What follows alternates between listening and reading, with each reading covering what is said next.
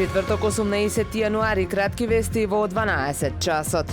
Охрид е подготвен за достојно одбележување на празникот Богојавление во Одици. Централното градско подрачје и пристаништето во Охрид се расчистија и украсија во знакот на богојавленските празнувања за утре да ги дочекаат илјадниците верници и гостите кои празничниот викенд ќе го поминат на брегот на Охридското езеро. Прославата на празникот ќе започне со утринска богослужба од 7 часот, а чинот на положување на честниот крст во водите на езерото ќе биде во 10 часот на градското пристаниште. Црвен крст Охрид и годинава ќе се грижи за безбедноста на капачите и посетителите за празникот Водици во Охрид. Уште едно возило заглавило во снег утринава повторно спасувачка акција на Галичица. Веднаш се известени од единицата за спасување на планина во Охрид, кои што согласно временската видливост итно се упатиле на терен за да помогнат и да ги извлечат заглавените лица и возилото, информираат од Центарот за управување со кризи. Иако овој патен правец подолго време е затворен за сообраќај, во последно време се почести се ваквите ситуации.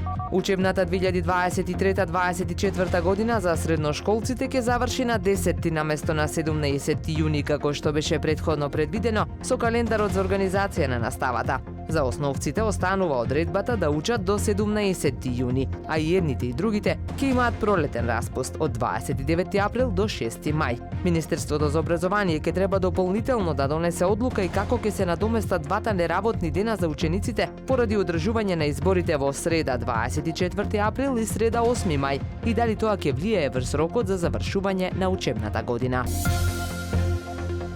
Времето денес променливо облачно и потопло со повремени врнежи од дожд, дува умерен до засилен јужен ветер, максималната температура во Охрид до 14 степени. Повеќе информации на ohridpress.com.mk.